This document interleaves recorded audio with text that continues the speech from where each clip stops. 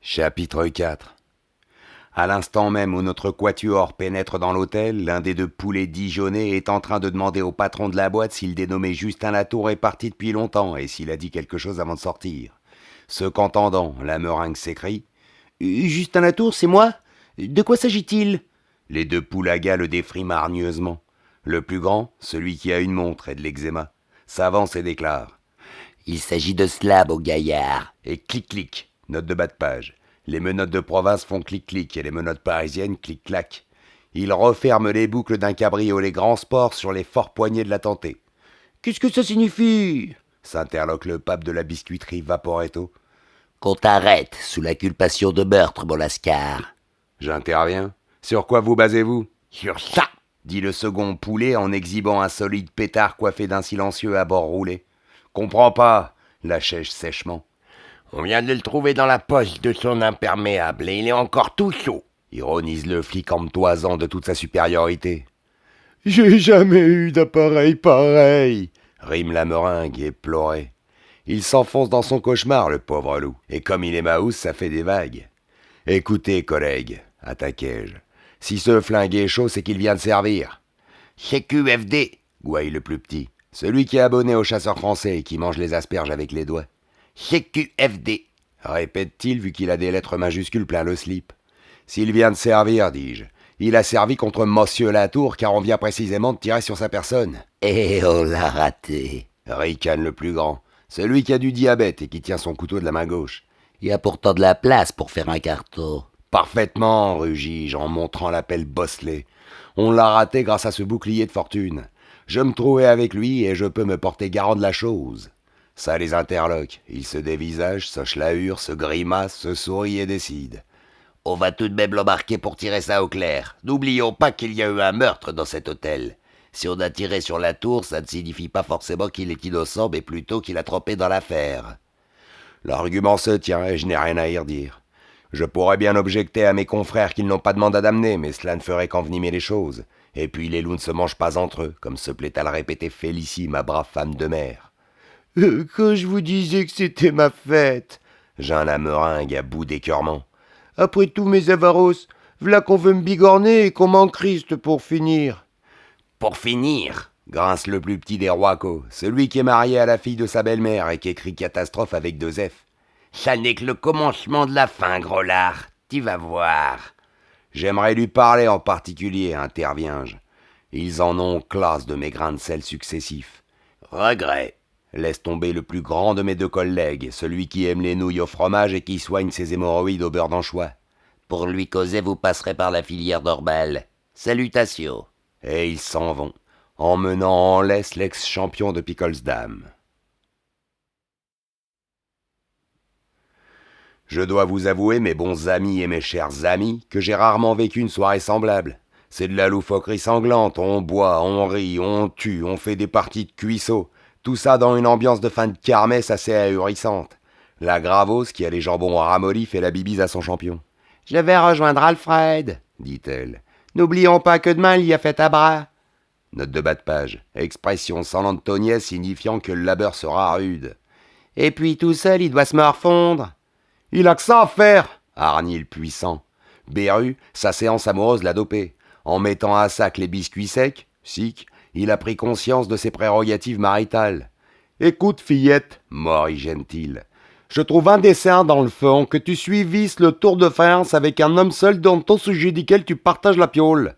Des mecs mal informés pourraient finir par croire des choses. » Le regard de Berthe se coagule. « Des empêcheurs de tourner en rond comme toi, Alexandre Benoît, fustige-t-elle. J'en ai rarement trouvé de pareil. »« Turlututu, plaide le gros. Je connais comme les gens ont l'esprit mal formé. Dire qu'à partir de demain, je suis en vacances. Moi aussi, j'eusse pu le suivre le tour après tout. »« Il est trop tard, tranche la Gravos.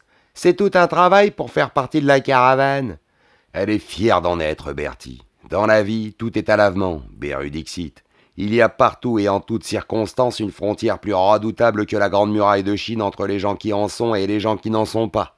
Ça va de la Légion d'honneur à l'Académie française en passant par le Rotary Club et la Société de pêche des joyeux gentlemen matinaux. Conscient de sa flagrante infériorité, Beru abdique et se réfugie dans une humilité où flottent les miasmes de la rancœur, tandis que sa chère élue gravit l'escalier dans le style mistinguette en lançant un bye-bye général. Des ronflements montent de la caisse. Le taulier, à califourchon sur une chaise, prend ses quartiers de nuit. Il est bien content qu'on ait arrêté quelqu'un, ça atténue les désastreux effets du meurtre. Il craignait que Michelin ne lui sucre sa fourchette. « Et maintenant ?» murmure le gros, un brin désemparé.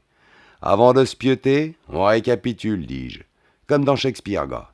Dans toutes ces pièces, il y a un moment où un mec fait le résumé de ce qui vient de se passer. Ça facilite la compréhension du public, lequel a toujours besoin qu'on lui mette les points sur les i.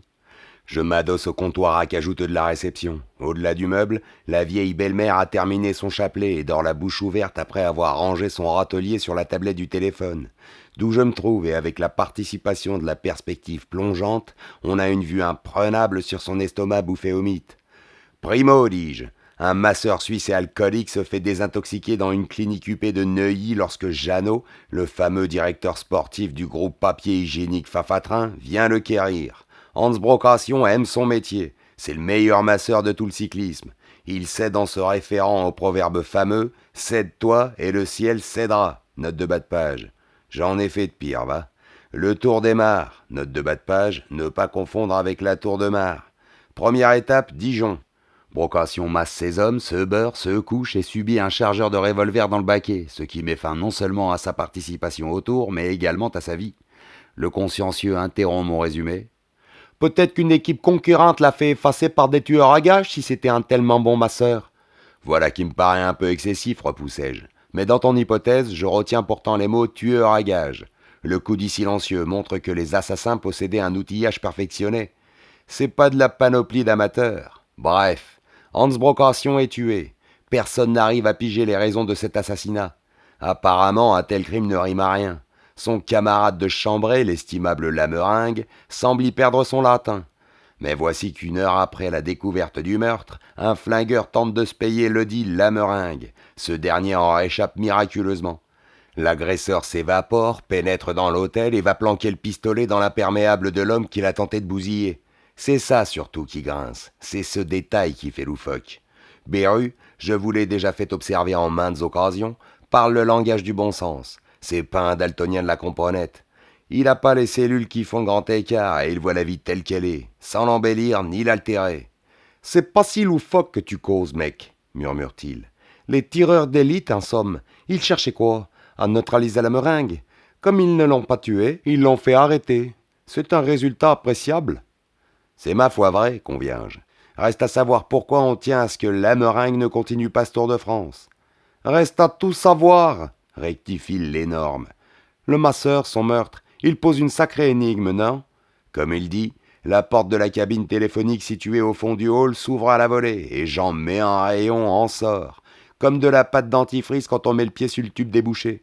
Il a enfilé un pantalon et donné à son fameux béret une position intermédiaire, qui sans être celle de la nuit n'est pas pour autant celle du jour. Un long séjour dans la cabine et une conversation animée ont mis sur son visage, noirot d'ordinaire, les couleurs ardentes de l'asphyxie. « Vacherie de vacherie !» dit-il, et de s'introduire la main dans l'arrière du calbar pour se fourrager l'entre-deux, ce qui, chez lui, est un signe d'intense contrariété. « Que vous arrive-t-il encore, Jeannot ?» l'interpellai-je. « Je viens de bigophoner au dirlot de ma marque, » rouscaille le scie devant Champion. « Je l'ai mis au courant et je lui ai demandé de m'expédier dardard un autre masseur pour demain. Et savez-vous ce qu'il me répond ?» Il aspire un supplément d'oxygène histoire de débloquer ses soufflets contractés. « Il me dit que c'est mon turbin et que je n'ai qu'à me débrouiller. Ici, à Dijon, en pleine nuit, comme c'est facile.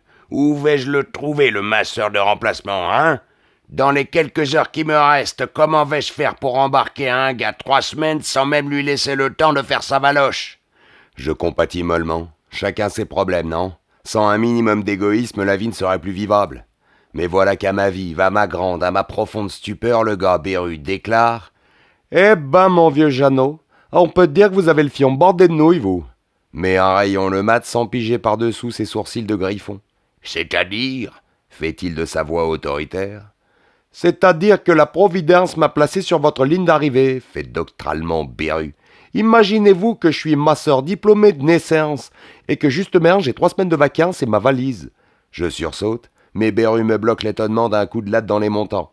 La bouille de Jeannot vient de se rafraîchir comme si une brise parfumée lui épongeait la sueur. Il retrouve ce beau teint de pêche pas mûr qu'est le sien. « Vous êtes ma sœur » murmure-t-il. « Et y a pas de raison que je devance pas aussi votre frère ?» humorise le gros qui a de l'esprit à s'en réveiller la nuit. « Quelles sont vos références » insiste Jeannot, ultra professionnel. Beru hausse ses mammoutiennes épaules. « J'en ai plein le fagot » assure-t-il. « Tenez, c'est moi qui ai massé Kid Econ, le champion d'Europe des mouches. » « Ne confondons pas boxeur et cycliste, méprise mais en rayon. C'est pas les mêmes mécaniques qui travaillent. » Beru s'empresse de passer la surmultipliée. J'ai massé également Jules Le Doumec, le célèbre coureur pédéraste, et puis Tanvala Crucialo, le champion d'Italie de patinage sur Saint-Doux, et encore des types comme l'agent Bamon, l'agent Baval, qui furent champions de ski militaire sans causer de l'équipe des judokas de Bouffémont, tous ceintures de flanelle. Vous en voulez encore ? S'emporte le sublime, lancé, propulsé, catapulté par son désir de s'incorporer à la caravane du Tour.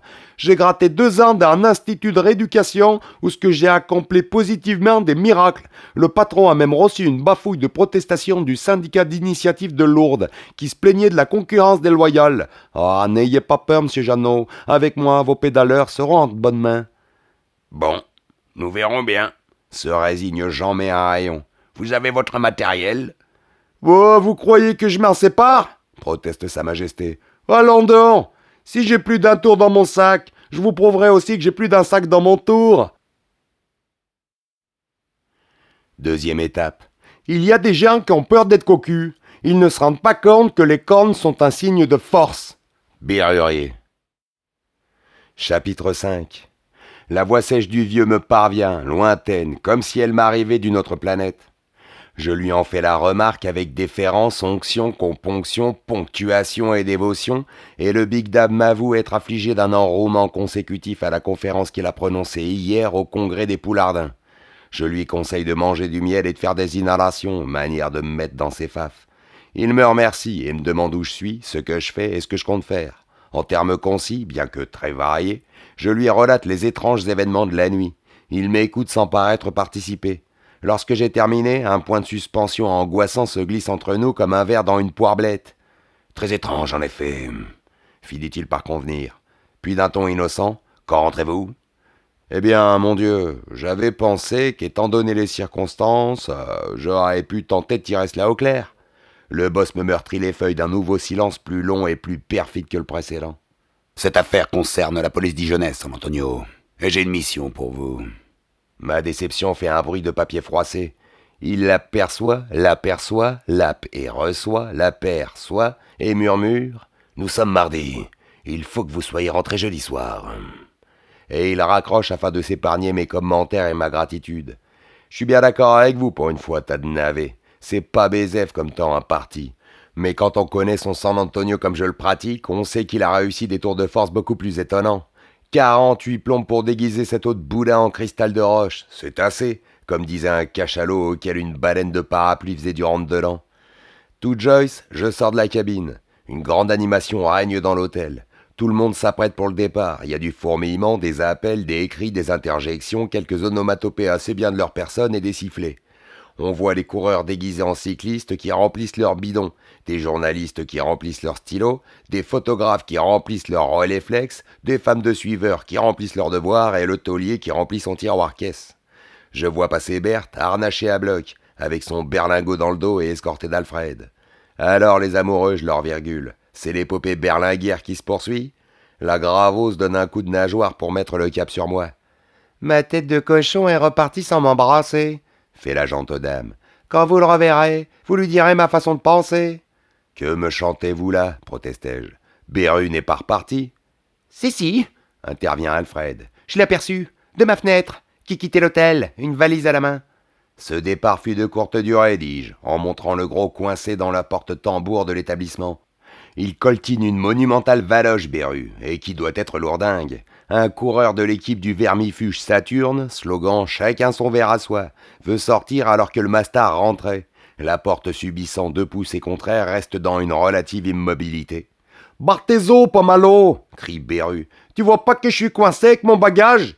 Mais comme le coureur est tchécoslovaque, il s'agit d'Adolphe Petzek. et ne comprend pas le français, il continue de s'acharner. Lors, l'impatient lâche sa valoche, prend un léger recul, autant que le lui permet l'exiguïté de l'alvéole dans lequel il se trouve, et donne un coup d'épaule forcené dans le panneau.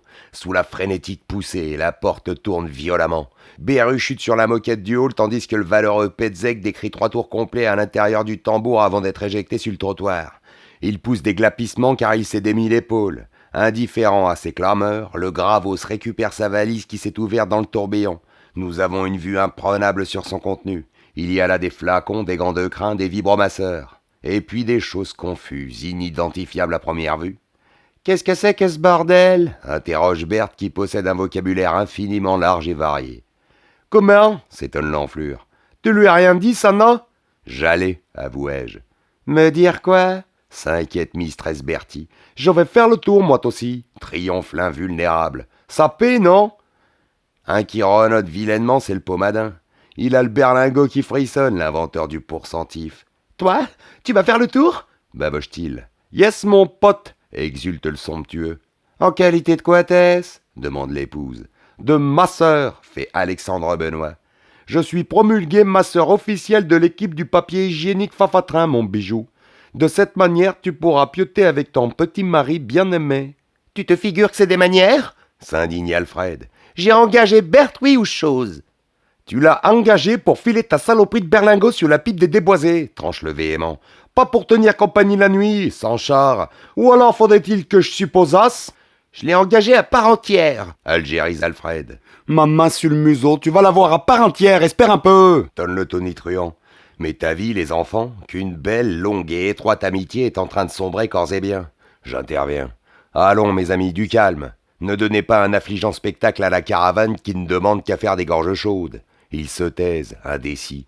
« Dis voir, » insinue Berthe, doucereuse. « Tu n'es pas ma sœur, Alexandre Benoît ?» Comme elle a parlé haut, le gros jette un coup de périscope craintif alentour. « Et ta sœur, elle est ma sœur ?» bougonne-t-il. « Mets-y une sardine à ta clarinette, fillette. Tu te figures que pour filer un coup de chifftif sur le mollet d'un pédaleur, il faut sortir de la faculté de médecine, Darlinge ? Comment se fait-il qu'on t'ait engagé ?» questionne le sournois Alfred. « Je suis en vacances. C'est pas une référence suffisante, ça, » objecte le coupeur de cheveux en 4. Le masseur de leur équipe est cané cette nuit, comme Berthe a dû te causer. Il n'avait personne sous la main, si je peux te dire, je m'ai proposé. Alfred sent qu'il tient le bon bout. S'ils t'ont agréé, c'est parce que tu leur as dit que t'étais un vrai masseur, hein ? Et il ponctue d'un clin d'œil complice, très engageant. Textuel, fait le gros, hilar. Alfred émet un petit ricanement qui, s'il n'est pas à proprement parler méphistophélique, n'en est pas moins satanique. En somme, dit-il, si quelqu'un allait casser le morceau comme quoi t'es pas plus ma sœur que Paul VI, on t'enverrait chez Plumeau ? Bérurier, devant ce chantage à peine déguisé, Bleuy, Violi, Verdi et Puccini. Probablement, répond-il, les mâchoires serrées. Seulement, le quelqu'un dont au sujet tu causes, il risquerait de jeter ses 32 chailles à la poubelle comme des coquilles de moule. Et puis ça m'étonnerait qu'il pourrait s'asseoir avant 5 ou 6 mois, et je me demande aussi comment qu'il ferait pour mettre des lunettes de soleil, vu qu'il n'aurait plus d'oreilles pour soutenir les branches. Alfred rêva sans brin. Je crois qu'on pourrait conclure un gentleman agreement, dit-il. Chacun de nous aurait Berthe une nuit sur 2, qu'est-ce que t'en penses ? Je dis pas non, grommelle l'enflure. Faut y réfléchir. Vous m'excuserez, mais j'ai des bons hommes à masser. Tandis que l'étrange trio se disperse, je prends le chemin de la sûreté dijonnaise. Le départ de l'étape Dijon-Évian n'aura lieu que dans une plombe, ce qui me laisse le temps de bavarder avec la meringue, si tant est que mes confrères veuillent bien me ménager une entrevue avec le détenu. Par chance, en arrivant à la succursale de la maison Pébroc, je tombe sur le divisionnaire Luc Poilot, un camarade de promotion.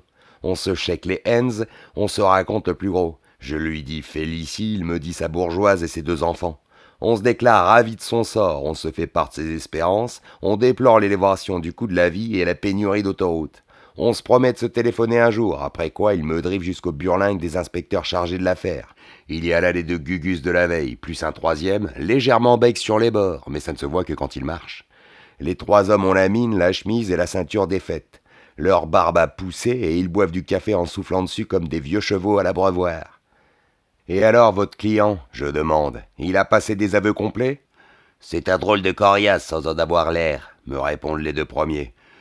« Commence le 3e, mais on ne lui laisse pas le temps d'accoucher. »« Jusqu'à maintenant qu'on se l'est entrepris, » dit le plus grand. « Et il a battu à Niort, conclut le plus petit.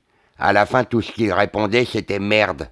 Il brandit une feuille de papier dactylographiée. Vous pouvez constater, il a dit 114 fois le mot de Cambronne. On a compté. Mon camarade Poilot hausse les épaules. Le commissaire San Antonio veut lui parler. Conduisez-le jusqu'à lui. En rechignant, les tourmenteurs de la meringue me pilotent par un dédale de couloir jusqu'à une cellule grise 6 à gauche des Water. Les deux réduits rivalisent de malodorance. Un flic délourde et annonce. T'es pas encore en vacances, la tour. Y a du rap d'interro. Puis il pénètre dans la pièce et profère immédiatement le mot utilisé 114 fois par la meringue comme bonne réponse. Nous nous bousculons à l'intérieur, ce qui n'est pas facile car l'étroitesse de ces locaux motive un élargissement non seulement du détenu mais aussi des bâtiments. Ce que j'aperçois me fait une peine immense. C'est plus qu'un triste spectacle, c'est un spectacle triste. La meringue s'est pendue. Il a découpé sa vaste chemise en lanière, a tressé celle-ci, s'est juché sur son escabeau afin d'atteindre les barreaux de sa sellotte et s'est suspendu par le cou à l'un d'eux. Ensuite de quoi il a culbuté l'escabeau. Avant que mes choses frères fussent revenus de leur stupeur, j'ai redressé l'escamoche, celui-ci n'est pas beau, et sorti mon couteau. Je tranche le lien durement tendu.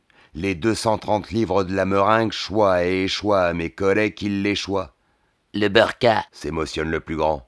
Malgré mon trouble, je réalise que le policier vient de se contrepéter dans les mots et qu'il a voulu dire en réalité le cœur bas. Cette annonce met du baume sur le mien. Je pense que nous sommes arrivés à temps. Toujours est-il que le gros zig est sans connaissance. On lui dénoue sa fâcheuse cravate et je lui souffle de l'oxygène de bonne qualité dans la cage à mou. Mais il reste inconscient. on va le conduire à l'hosto, Décide le plus grand. Tandis que le plus petit part en quête d'une ambulance, il me dit, d'un air faussement modeste, « Dans tous les cas, je crois que j'avais vu juste, et que cet homme vient implicitement d'avouer sa culpabilité, monsieur le commissaire, car un innocent ne se pend pas. » Je réserve ma réponse. « J'ai jamais vu masser comme ça, » grogne Jeannot. Il a le béret en galette, penché sur le côté à la chasseur alpin. « Vous me causez, boss ?» hurle Beru pour dominer le ronflement de son vibromasseur. Et obligeamment, il débranche l'appareil. « Je disais, » répète Jeannot d'un ton hostile, « que j'ai jamais vu masser de cette façon. » Le gros 5 ans descend vilainement. « Je vaux, » dit-il. « Vous en étiez encore au massage de papa, avec du talc peut-être. »« Faites pas le dégourdi avec moi, je suis contre, » grince l'ancien maillot jaune en faisant pirouetter sa galette de façon à la transformer en auréole. « Vos méthodes me paraissent bizarres, mon garçon. » Le Gravot se renfrogne. « Dites, monsieur Jeannot, dans la vie, tout est basé sur la confiance, à commencer par le papier-monnaie. Si vous voulez que j'y caresse les surrénales à l'huile le sieur à votre tricoteur de kilomètres, je peux, seulement je réponds pas du résultat. » « Tandis que là, vous en répondez ?» abrupte Jeannot. « Je leur dynamite les centres nerveux, c'est bien simple, » révèle le mastard. « Une fois sur leur bécane, faudra mettre des chevaux de frise en travers de la route pour les stopper, vos coursiers. »« Nous verrons. »« C'est tout vu, » affirme Berrurier. Jeannot s'éclipse. Lors, Sa Majesté me vote un clin d'œil rigolard. « Jamais se laisser impressionner, » dit-il. Un champion est allongé sur son plumard, nu comme à l'instant de sa naissance. C'est tic dans l'œil, le Belge. « Alors, ça est bon, mon pote ?» lui demande le pertinent. « Tic assure que ça est très agréable, savez-vous ?» Se contendant, Beru rebranche la prise. « À quoi bon paumer son énergie en l'astiquant à l'huile de coude, vu qu'avec la fée électricité, je lui trifouille la viandasse sans m'endolorer les paluches ?» me dit-il. « J'ai gambergé ma petite affaire toute la nuit, Sana. J'avais les séances qui faisaient le point fixe, ce qui permet de mieux penser. Je me dis que de nos jours, vu qu'on traite les vaches électriquement, il n'y a pas de raison qu'on m'assasse pas les hommes d'eux-mêmes. Alors aux aurores, j'ai été chez un pharmago de first class et je l'ai convoqué pour un entretien au sommier. Je m'ai mis pour 20 sacotins de camelotes sur les endosses, mais je regrette pas ma mise de fond. » Il promène avec application le cylindre caoutchouté et rotatif sur les muscles de tic dans l'œil. La vibration fait se palmer celui que les journalistes nomment, pour éviter les répétitions, l'outre-quiévrin, l'enfant du Nord, le fils des Flandres, le compatriote de Brel ou le coureur des dunes. « Oh, que ça est bon !» glousse Tic. « Ça est très bon, savez-vous ?» « Tu parles, Charles !» s'amuse le rubescent. « Je connais une friponne de Clandé qui en use. » Et d'expliquer à la ronde, car Beru est un vulgarisateur né. « Elle te vous emballe popole dans une peau de mouton, le poil tourné à l'intérieur. Et je t'en prie, coupai-je, les bonnes recettes de Tante Laure, ça sera pour une autre fois. C'est pas le moment de leur flanquer la tricotine à tes clients. » Comme il me reste encore quelques minutes devant moi, et quelques autres par côté, je descends téléphoner à l'hosto. On m'apprend que la meringue n'a toujours pas repris conscience. Sa pendaison lui a provoqué un affaissement sous-jacent des glandes cholestéro-farineuses, d'où il résulte que son étalonneur biconvexe n'émulsionne plus qu'à la fréquence indivise de 69 pétafineurs secondes, ce qui est peu pour un homme de son gabarit, vous en conviendrez sans faire de manière, j'espère. Je demande au Toubib s'il y a de l'espoir et il me répond par l'affirmative. On a placé la meringue sous une tente à bifurcation molle chargée de lui glycériner le médiatin et il est à peu près certain que d'ici 24 heures et 10 minutes, le patient aura recouvré son potentiel outrancier. Rassuré sur le sort du biscuiteur, je me mets à feuilleter un annuaire de Paris afin de chercher le numéro de bigophone de la clinique du docteur Branzing à Neuilly. Je le trouve sans mal car étant donné le select de l'établissement, son numéro de téléphone est écrit en chiffres romains. Bien qu'à cause du tour les circuits fussent embouteillés, comment en Bourgogne ne le seraient-ils pas embouteillés? J'obtiens la maison de santé du réputé docteur. Je me nomme, me qualifie et demande à la préposée de me fournir des tuyaux quant à l'admission d'Hansbrocation dans sa crèche. Cet individu a des façons inqualifiables, grince-t-elle, et si je le rencontre un jour, je lui dirai ma façon de penser. À la voix, je pressens une aigre dame sur le retour. Le ton est acide, les voyelles pointues et les consonnes appuyées. Répondez plutôt à ma question, coupai-je. Est-il entré seul chez vous? Elle réfléchit comme toute la galerie des glaces lorsqu'on l'a passé au Mirror. Non, un ami à lui l'a amené en voiture. Qui a versé une provision, lui ou son ami? Son ami. Par chèque ou en espèces? En espèces. Mon espoir est déçu. Il va être coton de percer l'identité du dit ami. Un chèque, ça laisse des traces, surtout quand il n'est pas approvisionné, tandis que de l'artiche. Est-ce que, par hasard, vous auriez noté le nom de l'ami en question? Quelle idée, riposte-t-elle. Je me tortille le cervelet. C'est tout ce qu'il y a pour votre service, commissaire? Girouette ma correspondante. Attendez, m'illuminai-je. Quand vous engrangez un malade, vous inscrivez nécessairement sur sa fiche le nom des personnes à prévenir en cas d'accident. Un instant, dit la dame. Je vais vérifier. Je l'entends manipuler un classeur au tiroir monté sur roulement à billes. Quelques secondes s'écoulent. Dans l'hôtel, le vacarme est à son apogée. On dirait qu'on y court les 6 jours. Il y a des gars qui s'appellent, d'autres qui s'interpellent, certains qui disent merde et certains autres noms de Dieu, selon leur tempérament ou leur religion. Allô? Aiguillonne la rombière au turlu. Sur sa fiche, il n'y a aucune adresse, mais un numéro de téléphone. Je vous écoute, la calmai-je. Qui est? Demandai-je en retenant mon souffle trop généreux. Buffon 9460, renseigne la dame. Mille merci, ma beauté, exultai-je. Si un jour je passe par Neuilly, j'irai vous porter des bonbons. Là-dessus, je raccroche. Fiévreusement, je potasse l'annuaire de Pantruche par numéro. Mais à mon grand dame, Buffon 9460 n'y figure pas. Je demande alors la grande cabane en priorité. Derrière la vitre de la cabine, la Béruche me fait des signes véhéments pour m'engager à le rejoindre. J'en bave dans l'émetteur de voir son accoutrement au mastar. C'est pas croyable un déguisement pareil. Pas humain non plus. Ça fige les cellules, ça coagule la pensée, ça meurtrit la rétine, ça ulcère les centres nerveux, ça perturbe le métabolisme, ça liquéfie les glandes, ça ébranle le système circulatoire, ça traumatise, ça fissure, ça arrond, ça corrompt les coronaires, ça dévaste les viscères, ça dépancréasse, ça époumonne, ça estocule, ça conciliabule, ça férule, ça curule, ça ulule, ça rotule, ça déboulonne. Les muscles de l'éminence hypothénare, le grand zygomatique, le grand supinateur, le petit palmaire, l'homo hyoïdien, le biceps brachial et le grand adducteur. On se sent petit, médiocre, faillible et provisoire tout à coup. « Allô ?» fait le standardiste de la grande cabane. « Ici San Antonio, dis-je. Passez-moi Pinot en vitesse. » Sa Majesté ouvre la porte. « Alors quoi, tu te ramènes? C'est l'heure de la décarade, mec. »« J'arrive. Pinuche ?» dis-je au mouton qui me bêle dans les trompes depuis Paname. « En personne, » immodeste mon collègue. « Où es-tu ?»« À Dijon. T'as de quoi écrire? Toujours? Alors note ce numéro de passoire. Buffon 9460. Il ne figure pas dans l'annuaire. Tu vas chercher discrètement le nom de l'abonné et non moins discrètement te rencarder sur lui. Je te rappelle en fin de journée. Il note et demande. Le gros est avec toi? Tout ce qu'il y a d'avec moi. Et si tu pouvais le voir en ce moment, faudrait que tu vives encore 100 ans pour pouvoir l'oublier. Il porte des chaussures de ville noire, des chaussettes noires, un short à rayures bleues et blanches, qu'il n'a pas pu boutonner bicose sa brioche, et qui dévoile sa bedaine poilue, un t-shirt trop juste dont le motif représente une course de taureau en couleur et un casque de motocycliste rouge à points noirs qui déguise sa grosse tronche en coccinelle. « Mais pourquoi ce déguisement ?» bafouille le fossile. « Parce qu'il est masseur dans le Tour de France, révélai-je. » et je raccroche pour rejoindre Beru. Il piaffe d'impatience et valoche en main, Gravos. Notre bagnole nous attend. La maison Fafatrin, qui a bien fait les choses, a mis un cabriolet décapotable à la disposition de son honorable masseur. Beru a chiqué auprès de Jeannot qu'il ne savait pas conduire, mais qu'un de ses bons amis, en l'occurrence le gars moi-même, a accepté de lui servir de chauffeur. Donc tout est ok et nous prenons place dans la caravane. Les coureurs signent leur registre avant de déoter.